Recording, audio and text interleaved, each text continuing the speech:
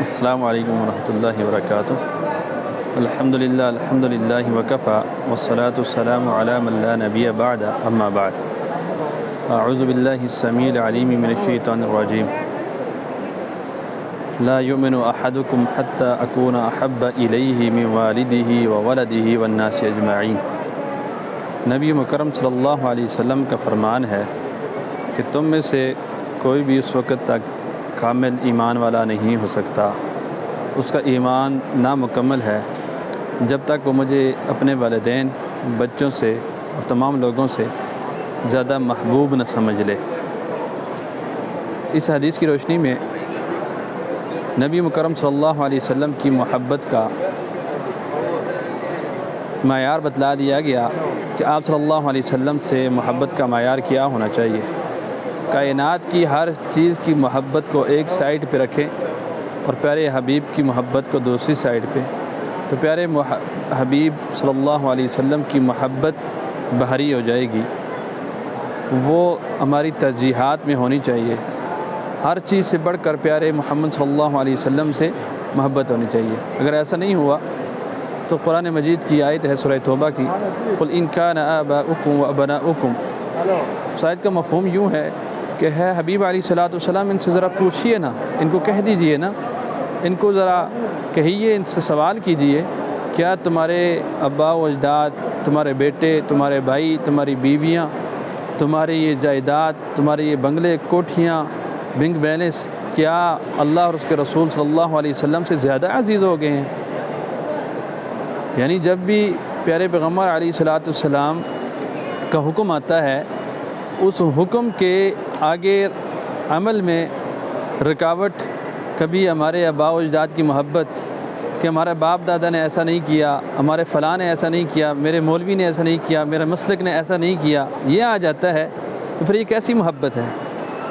اور اس محبت کے آڑے کبھی میرے بیٹوں کی محبت آ جاتی ہے کہ میرے بیٹے کیا کہیں گے، میری برادری کیا کہے گی، کبھی بیوی کی محبت آ جاتی ہے، اگر میں نے چہرے پہ داڑھی سجا لی تو میری بیوی کیا کہے گی، برا منائے گی، اس کی محبت کم ہو جائے گی مجھ سے محبت کرتا ہوں، اس کی خاطر میں داڑھی کاٹتا ہوں۔ تو کیا بیوی کی محبت سے رسول اللہ صلی اللہ علیہ وسلم کی محبت کم ہے؟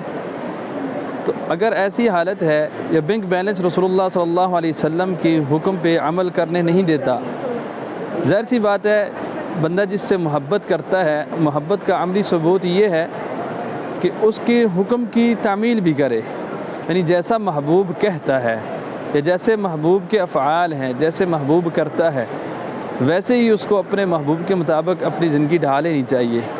اس کا اٹھنا بیٹھنا، اس کا شب و روز، اس کی ہر گھڑی اپنے محبوب جیسی ہونی چاہیے، جیسے محبوب نے کیا ویسا ہونا چاہیے۔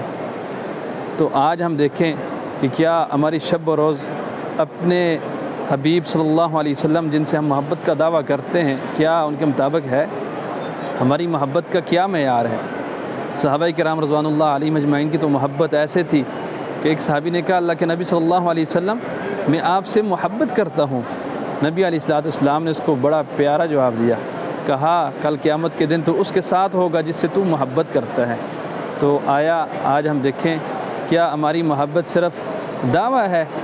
محبت یہ نہیں ہے کہ صرف نبی علیہ الصلوۃ والسلام کی پیدائش کا نام سن کے، اور وہ بھی انسان کا وضع کردہ 7 صدیاں گزرنے کے بعد، 4 صدیاں گزرنے کے بعد ایک طریقہ کار جو رائج ہوا اس کو اپنا کر کے محبت کا نام دیا جائے۔ محبت یہ نہیں ہے، محبت یہ ہے کہ نبی علیہ الصلوۃ والسلام نے جو کہہ دیا اس کو لے لیں، نبی علیہ الصلوۃ والسلام نے جو طریقہ بتلا دیا اس کو لے لیں، نبی علیہ الصلوۃ والسلام نے لینے کا اور ریجیکٹ کرنے کا جو معیار بتلا دیا وہ لے لیں۔ وہ کیسے؟ بعض لوگ سوال کرتے ہیں، بعض لوگ یہ کہہ کر کے کہتے ہیں حرج کیا ہے، اور بعض کہتے ہیں کہ منع کہاں پہ ہے۔ آئے میں آپ کو بتلاتا ہوں۔ حضرت عائشہ صدیقہ رضی اللہ عنہ کے پاس 3 بندے آئے، انہوں نے آ کر کے دعویٰ کیا۔ ایک نے کہا کہ میں ساری زندگی روزے رکھوں گا، افطار نہیں کروں گا۔ دوسرے نے کہا کہ میں ساری زندگی شادی نہیں کروں گا، شادی کی تو رکاوٹ آ جائے گی، عبادت میں خلل آ جائے گا۔ تیسرے نے کہا میں ساری رات جا کر کے قیام کروں گا، میں آرام نہیں کروں گا، میں آرام نہیں کروں گا۔ نبی علیہ الصلوۃ والسلام جب آئے تو آپ صلی اللہ علیہ وسلم نے فرمایا، اللہ کی قسم میں اللہ سے زیادہ ڈرنے والا ہوں، تمہارے مقابلے میں اللہ سے زیادہ ڈر رکھتا ہوں، میں سوتا بھی ہوں، عبادت بھی کرتا ہوں، میں روزہ رکھتا بھی ہوں، روزہ چھوڑتا بھی ہوں، اور میں نے شادیاں بھی کر رکھی ہیں، عبادت بھی کرتا ہوں۔ فمن راغب عن سنتی فلیس منی، جس نے میری سنت سے اعراض کیا وہ مجھ میں سے نہیں ہے، وہ ہمارے طریقے میں نہیں ہے۔ من راغب عن سنتی فلیس منی، جس نے میری سنت سے اعراض کیا وہ ہم میں سے نہیں ہے۔ تو یہاں پر ذرا ٹھہریے نا، وہ بھی تو کہہ سکتے تھے حرج ہی کیا ہے، حرج کچھ بھی نہیں تھی، روزہ رکھنا نیک عمل ہے، منع بھی نہیں ہے۔ حرج کیا تھی؟ شادی نہ کرتے عبادت کی غرض سے تو حرج تو کوئی نہیں تھی، منع بھی تو نہیں تھا۔ اسی طرح پوری رات جاگنا قیام کے لیے، اس میں حرج ہی کیا تھی، منع بھی نہیں تھا۔ لیکن کیا رسول اللہ صلی اللہ علیہ وسلم نے اس کو قبول کیا؟ نہیں کیا۔ اس کا مطلب یہ ہوا کہ نبی علیہ السلام کے ہاں قبولیت کا معیار یہ ہے کہ جو آپ صلی اللہ علیہ وسلم کے طریقہ کے مطابق ہو۔ جس چیز کو آپ عبادت سمجھ کے کرتے ہیں، جب تک اس میں طریقہ کار نبی علیہ السلام کا نہیں ہوگا تو وہ عمل قابل قبول بھی نہیں ہے، اور وہ آپ صلی اللہ علیہ وسلم کے طریقے کے منافی ہے، وہ آپ صلی اللہ علیہ وسلم کے طریقے سے ہٹ کر کے ہے۔ اسی لیے حضرت عائشہ صدیقہ رضی اللہ عنہ نے فرمایا تھا کہ رسول مکرم صلی اللہ علیہ وسلم نے فرمایا، من عمل عملا لیس علی امرنا فہو رد، جس نے ایسا عمل کیا جس پہ ہماری مہر نہیں ہے وہ عمل مردود ہے۔ اچھا، بعض لوگ سوال کرتے ہیں کہ کیا رسول اللہ صلی اللہ علیہ وسلم کی پیدائش نعمت سے کم ہے، اور کیا اس میں خوشی نہیں منانی چاہیے؟ ضرور، کیوں نہیں؟ رسول اللہ صلی اللہ علیہ وسلم کا دنیا میں آنا خوشی کا باعث ہے، رسول اللہ صلی اللہ علیہ وسلم کا دنیا میں آنا نعمت کا باعث ہے، لیکن نعمت پہ شکریہ کا جو انداز رسول اللہ نے بتلایا وہ کیا جائے گا، یا ہمارا شکریہ کا جو انداز ہے وہ کرنا چاہیے؟ رسول اللہ صلی اللہ علیہ وسلم نے شکریہ کا انداز یا نعمت پر شکریہ، رسول اللہ صلی اللہ علیہ وسلم نے اپنی پیدائش ہی اسی نعمت کو لے لیں، اس نعمت پہ شکریہ کا انداز کیا روڈوں پہ، گلیوں میں، بازاروں میں، چوکوں میں، چوراہوں میں، جلوس کی شکل میں نعرے کسنے پہ یہ طریقہ کار بتلایا تھا، بھنگڑے ڈالنے کا طریقہ بتایا تھا، مرد و زن کا اختلاط بتلایا تھا، کیا یہ کینک میں نام محمد لکھ کر چھری چلانا بتلایا تھا، رقص ڈھول کی داب پہ بھنگڑے ڈالنا یہ بتلایا تھا؟ ہرگز نہیں۔ سبحانک ھذا بہتان عظیم، نبی علیہ السلام کی ذات اس سے مبرہ ہے، وہ پاک ہیں، یہ ان پہ الزام تو ہو سکتا ہے لیکن نبی علیہ السلام کا یہ طریقہ کار نہیں ہے۔ تو کیا یہ جو محبت کا طریقہ کار ہے، یہ محبت کا طریقہ رسول اللہ صلی اللہ علیہ وسلم نے بتلایا ہے؟ رسول اللہ صلی اللہ علیہ وسلم یقیناً ایک بہت بڑی نعمت ہے ہمارے لیے۔ کیا اس نعمت کا شکریہ رسول اللہ صلی اللہ علیہ وسلم نے اس طرح بتلایا ہے؟ اور کیا قرآن مجید کی آیت وَأَمَّا بِنِعْمَةِ رَبِّكَ فَحَدِّثْ کی تفسیر اس طرح کی ہے کہ تم گلیوں میں چرچے کرو، جلوس نکالو، محفلیں مناؤ؟ اس کا حکم دیا رسول اللہ نے؟ قطعاً نہیں دیا۔ اگر اس آیت کا یہ معنی ہوتا، یہ دیگر جو آیات ہیں جن کا کہتے ہیں کہ وَذَكِّرْهُم بِأَيَّامِ اللَّهِ، کہ نبی اسلامی پیدا ہونے کا جو دن ہے وہ بھی اللہ کے ایام میں سے ہیں، تو کیا رسول اللہ صلی اللہ علیہ وسلم نے یہ دن مقرر کیا ہے؟ کیونکہ جو دن ہیں وہ اللہ کے رسول نے مقرر کیے ہیں، ان کی طریقہ عبادت کا طریقہ کار بتلایا، کیا یہ چیز بتلائی ہے؟ کیا صحابہ کرام کی محبت کے مقابلے میں ہماری محبت رسول اللہ سے زیادہ ہے؟ قطعاً نہیں۔ ہماری محبت تو کچھ بھی نہیں ہے۔ ہماری محبت صحابہ کی محبت کے مقابلے میں، صحابہ نے جتنی رسول اللہ سے محبت کی ہے نا، ہم اگر احد پہاڑ کے برابر بھی محبت کرنا شروع کر دیں رسول اللہ سے، تب بھی صحابہ کی ایک مٹھی برابر محبت کی ہوئی رسول اللہ سے اس کو بھی ہم نہیں پہنچ سکتے۔ رسول اللہ صلی اللہ علیہ وسلم سے صحابہ کی سچی محبت تھی، تو کیا صحابہ کی زندگی میں 100 مرتبہ یہ دن آیا، اس طریقے کے ساتھ جلوس نکال کر کے انہوں نے نعمت کا شکریہ کا اظہار اور محبت کا اظہار نہیں کیا؟ اس طرح نہیں کر سکتے تھے؟ وہ کر سکتے تھے، لیکن انہوں نے ایسی محبت نہیں کی۔ انہوں نے محبت ایسی کی ہے کہ رسول اللہ صلی اللہ علیہ وسلم کا جب فرمان آ گیا، رسول اللہ کا جو طریقہ آ گیا، اسی طریقے کو وہ لے کر کے چلتے تھے۔